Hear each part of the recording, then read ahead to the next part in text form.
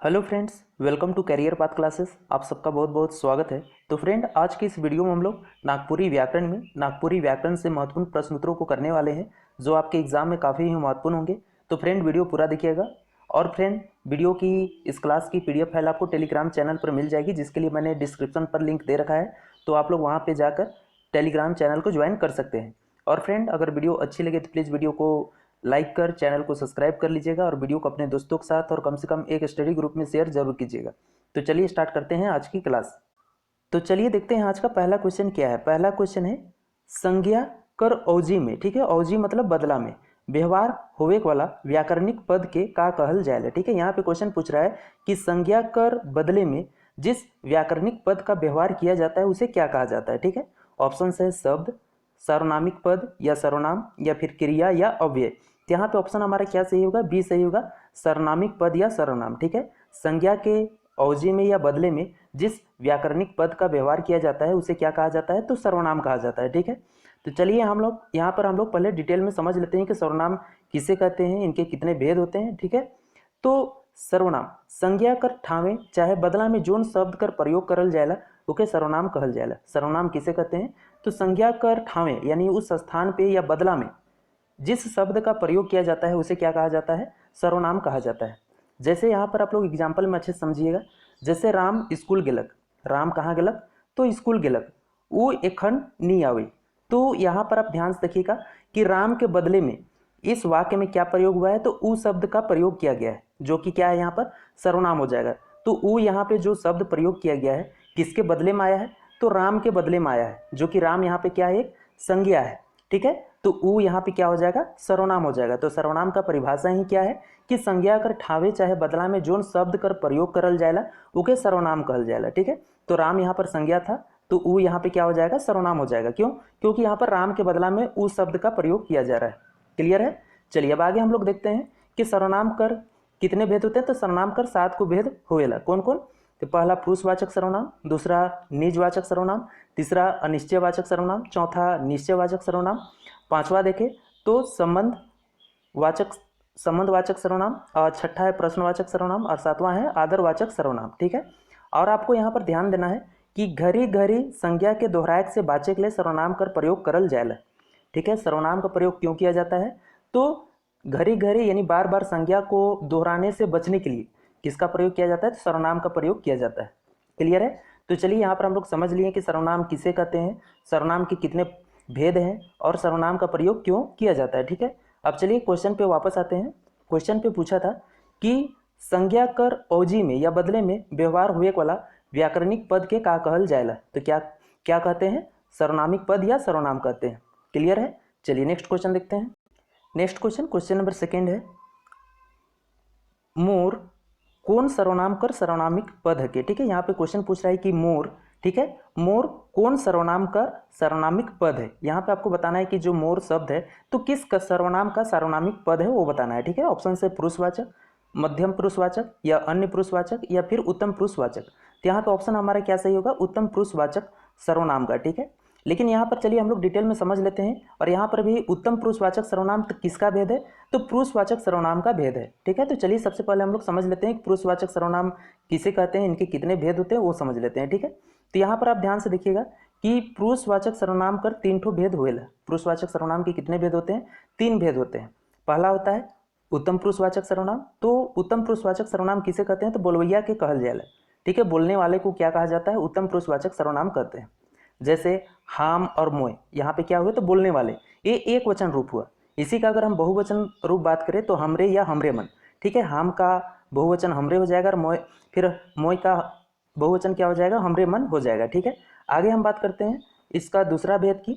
तो दूसरा भेद इसका क्या है, मध्यम पुरुषवाचक सर्वनाम। ठीक है, और मध्यम पुरुषवाचक सर्वनाम किसे कहते हैं, तो मध्यम पुरुषवाचक सुनवैया के कहल जाएगा। ठीक है, जो सुनने वाला होता है उसे क्या कहते हैं, मध्यम पुरुषवाचक सर्वनाम कहते हैं। जैसे तोय या तोर, ये एक वचन रूप हुआ। ठीक है, और इसी का हम बहुवचन बात करें तो तोहरे या तोहरे मन क्या हो जाएगा, बहुवचन रूप हो जाएगा। तो ये मध्यम पुरुषवाचक सर्वनाम हुआ। सुनने वाले को क्या कहा जाता है, मध्यम पुरुषवाचक सर्वनाम कहते हैं। नेक्स्ट हम तीसरा बात करें तो तीसरा है अन्य पुरुष। तो अन्य पुरुष किसे कहेंगे, जेकर बात कहल जाए। ठीक है, जिसके बारे में कुछ कहा जाता है उसे हम क्या कहते हैं, अन्य पुरुषवाचक सर्वनाम कहते हैं। जैसे ऊ ई, तो क्या हो गया, एक वचन रूप हो गया। इसी का बहुवचन बात करें तो ऊ मन और ई मन, ये क्या हुआ, बहुवचन रूप हुआ। ठीक है, अब चलिए क्वेश्चन पे आते हैं। क्वेश्चन में हमारा पूछा क्या था, पहले क्वेश्चन देखते हैं, उसके आधार पर फिर काम करते हैं। ठीक है, क्वेश्चन में पूछा था कि मोर कौन सर्वनाम कर सर्वनामिक पद के, तो किसका हो जाएगा, उत्तम पुरुषवाचक सर्वनाम का। ठीक है, यहाँ पर हम लोग देखते हैं कि उत्तम पुरुषवाचक सर्वनाम, तो यहाँ पे क्या है, उत्तम पुरुषवाचक सर्वनाम में बोलवैया के कहल जाए। ठीक है, तो यहाँ पर क्या था, वहाँ मोर, मोर यानी मोय हो जाएगा। ठीक है, तो किसका ये भेद हो जाएगा, उत्तम पुरुषवाचक का हो जाएगा। क्लियर है, चलिए नेक्स्ट क्वेश्चन देखते हैं। नेक्स्ट क्वेश्चन, क्वेश्चन नंबर 3 है, सर्वनाम कर व्यवहार से भाषा में का बदलाव आवेला। ठीक है, यहाँ पे क्वेश्चन पूछ रहा है कि सर्वनाम के व्यवहार से, यानी सर्वनाम का अगर हम उपयोग करते हैं, प्रयोग करते हैं, तो भाषा में क्या बदलाव आएगा वो पूछ रहा है। ठीक है, ऑप्शन है निरस्ता आवेला, सुंदरता आवेला, मधुरता आवेला, या फिर कोनो बदलाव नहीं होवेला। तो यहाँ पे ऑप्शन हमारा क्या सही होगा, बी सही होगा, सुंदरता आवेला। ठीक है, अगर सर्वनाम का व्यवहार हम किसी भाषा पे करते हैं तो भाषा में क्या बदलाव आएगा, तो भाषा की सुंदरता बढ़ेगी। ठीक है, वो कैसे, वो भी समझ लेते हैं। जैसे मैंने इससे पहले एक एग्जाम्पल लिया था कि राम स्कूल गेलक ऊ एखन नहीं आवी। ठीक है, राम स्कूल गेलक ऊ एखन नहीं आवी। तो यहाँ पर आप ध्यान से देखिएगा, राम, राम यहाँ पे क्या था, संज्ञा था, और सर्वनाम क्या था, तो ऊ। अगर हम किसी वाक्य में राम एखन स्कूल गेलक, राम एखन नहीं आवी, अगर हम बार बार राम का प्रयोग करते हैं तो वाक्य की सुंदरता क्या होता है, खत्म हो जाता है। तो हम संज्ञा के बदले में क्या यूज कर रहे हैं, सर्वनाम। तो इससे क्या होगा, राम स्कूल गेलक ऊ एखन नहीं आवी, तो इससे क्या होता है, वाक्य की सुंदरता बढ़ती है। तो यहाँ पे ऑप्शन हमारा क्या सही हो जाएगा, बी सही हो जाएगा। ठीक है, चलिए नेक्स्ट क्वेश्चन देखते हैं। नेक्स्ट क्वेश्चन, क्वेश्चन नंबर 4 है, जे सर्वनामिक पद से कोनो सवाल पूछल जाएला उकर संबंध कौन सर्वनाम से होवेला। ठीक है, यहाँ पे क्वेश्चन पूछ रहा है कि जिस सर्वनामिक पद से कोई सवाल किया जाता है या कोई सवाल पूछा जाता है तो उसका संबंध किस सर्वनाम से होगा। ऑप्शन है प्रश्नबोधक, संबंधबोधक, निश्चयबोधक, या देवल कोनो नहीं। यहाँ पे क्लियर है, ऑप्शन ए हमारा सही होगा, प्रश्नबोधक या प्रश्नवाचक सर्वनाम से। ठीक है, तो चलिए यहाँ पर समझ लेते हैं कि प्रश्नवाचक सर्वनाम किसे कहा जाता है, के कहल जाएला। ठीक है, तो यहाँ पर ध्यान से देखिएगा, प्रश्नवाचक सर्वनाम जेकर से कोनो सवाल कर बोध हुए ओके प्रश्नवाचक सर्वनाम कहना। ठीक है, यानी जिससे किसी सवाल करने या सवाल होने का बोध हो रहा है जिस शब्द से, तो उसे हम क्या कहेंगे, प्रश्नवाचक सर्वनाम कहेंगे। जैसे कने जाप, इससे क्या पता चल रहा है, कोई सवाल हो रहा है, किसी से सवाल किया जा रहा है कि कने जाप मतलब किधर जाना है। उसी प्रकार का खाप मतलब क्या खाना है। तो क्या हो रहा है, यहाँ पे क्वेश्चन प्रश्न हो रहा है। ठीक है, तो इसे हम क्या कहेंगे, प्रश्नवाचक सर्वनाम कहेंगे। कखन आओ मतलब कब आना है। ठीक है, इसके बारे में पूछा जा रहा है किसी से। क्लियर है, तो प्रश्नवाचक सर्वनाम किसे कहेंगे, तो जिससे किसी सवाल, यानी जिस शब्द से किसी सवाल होने का बोध हो रहा है किसी से। ठीक है, तो इसे हम क्या कहेंगे, प्रश्नवाचक सर्वनाम कहेंगे। यहाँ पे क्वेश्चन पे पूछा क्या था, तो क्वेश्चन पे पूछा था कि जे सर्वनामिक पद से कोनो सवाल पूछल जाएला उस उकर संबंध कौन सर्वनाम से होएला। ठीक है, यहाँ पे पूछा था कि जिस सर्वनामिक पद से किसी सवाल, यानी कोनो सवाल होने का पता चल रहा है तो उसका संबंध किससे होगा, तो किससे होगा, प्रश्नबोधक या प्रश्नवाचक सर्वनाम से होगा। क्लियर है, चलिए नेक्स्ट क्वेश्चन देखते हैं। नेक्स्ट क्वेश्चन, क्वेश्चन नंबर 5 है, कौन सर्वनाम कर 3 ठो उपभेद भाषा में प्रचलित आहे।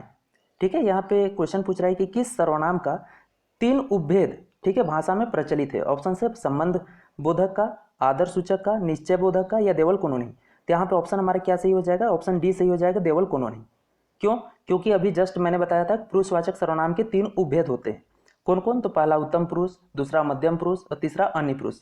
ये क्वेश्चन हो चुका है, क्लियर है। चलिए नेक्स्ट क्वेश्चन देखते हैं। नेक्स्ट क्वेश्चन, क्वेश्चन नंबर 6 है, ए दे तोर लागिन मोय बेस मोबाइल कीन लाइन हो। ठीक है, ए दे तोर लागिन मोय बेस मोबाइल कीन लाइन हो, प्रस्तुत वाक्य में कैठो सर्वनामिक पद आए। ठीक है, तो इस वाक्य में आपको बताना है कि ए दे तोर लागिन मोय बेस मोबाइल कीन लाइन हो, तो इस वाक्य में आपको बताना है कि कितने सर्वनामिक पद हैं। ठीक है, ऑप्शन से 4 ठो, 3 ठो, 2 ठो, 1 ठो। कितने होंगे, तो 3 होंगे। कौन कौन, पहला हो जाएगा ए दे, दूसरा तोर और तीसरा मोय। ये तीनों क्या है यहाँ पर, तो सर्वनामिक पद है। अब अगर यहाँ पे हम बात करें ए दे क्या है, निश्चयवाचक सर्वनाम है। ठीक है, अगर हम तोर बात करें तो तोर क्या है, मध्यम पुरुषवाचक सर्वनाम है, और मोय यहाँ पे क्या है, उत्तम पुरुषवाचक सर्वनाम है। क्लियर है, क्वेश्चन था ए दे तोर लागिन मोय बेस मोबाइल कीन लाइन हो, इस वाक्य में आपको बताना था कितने सर्वनामिक पद है, तो कितने हैं, 3 हैं। कौन कौन, ए दे, तोर और मोय। अच्छे से देखिएगा, ए दे क्या है, तो निश्चयवाचक सर्वनाम है। ठीक है, ए दे मतलब किसी निश्चित वस्तु का बोध हो रहा है। तोर से यहाँ पे क्या है, तो तोर यहाँ पे मध्यम पुरुष वाचक सर्वनाम है। और तो मोय क्या है, यहाँ पे तो उत्तम पुरुषवाचक सर्वनाम है, यानी यहाँ पर 3 सर्वनामिक पद का व्यवहार किया गया था। ठीक है, चलिए नेक्स्ट क्वेश्चन देखते हैं। नेक्स्ट क्वेश्चन नंबर 7 है, कुछ आदमी वोट देख नहीं जाए ना। ठीक है, यहाँ पे क्वेश्चन है, कुछ आदमी वोट देख नहीं जाए ना, प्रस्तुत वाक्य में कौन सर्वनाम से संबंधित है। ठीक है, यहाँ पे क्वेश्चन पूछ रहा है कि कुछ आदमी वोट दे नहीं जाए ना, यानी कोई आदमी, कुछ आदमी है वो वोट देने नहीं जाते हैं, तो इस वाक्य में आपको बताना है कि किस सर्वनाम से इसका संबंध है। निश्चयवाचक से है, संबंध बोधक से, अनिश्चयवाचक से या निजवाचक से। तो यहाँ पे ऑप्शन हमारा क्या सही होगा, सी सही होगा, अनिश्चयवाचक सर्वनाम से। ठीक है, चलिए यहाँ पर हम लोग समझ लेते हैं कि अनिश्चयवाचक सर्वनाम किसे कहते हैं, फिर क्वेश्चन पे आते हैं। ठीक है, तो यहाँ पर ध्यान से देखिएगा, अनिश्चयवाचक सर्वनाम, तो जोन सर्वनाम से कोनो निश्चित वस्तु का बोध नहीं हुए उके अनिश्चयवाचक सर्वनाम कहल जाएगा। ठीक है, अनिश्चयवाचक सर्वनाम किसे कहते हैं, तो जिस सर्वनाम से किसी निश्चित वस्तु का बोध नहीं हो रहा है तो उसे हम अनिश्चयवाचक सर्वनाम कहेंगे। ठीक है, जैसे एग्जाम्पल देखें तो कोनो कहेक नी पारब, कोनो कहेक नी पारब, कोनो मतलब यहाँ पे पता ही नहीं चल रहा है कि क्या कहेंगे। ठीक है, कोनो कहेक यानी कुछ नहीं कह पाएंगे, तो निश्चित यहाँ पे पता नहीं चल रहा है। कखनो खाई, कखनो खाई मतलब कब खाएगा, कोई निश्चित समय का यहाँ पर बोध नहीं हो रहा है, तो क्या हो जाएंगे दोनों, तो अनिश्चयवाचक सर्वनाम के उदाहरण हो जाएंगे। ठीक है, इसी प्रकार क्वेश्चन पे पूछा था, क्वेश्चन पे क्या पूछा था वो देखते हैं। तो कुछ आदमी वोट दे नहीं जाए, तो इस वाक्य में आपको बताना था कि किस सर्वनाम से संबंधित है ये वाक्य।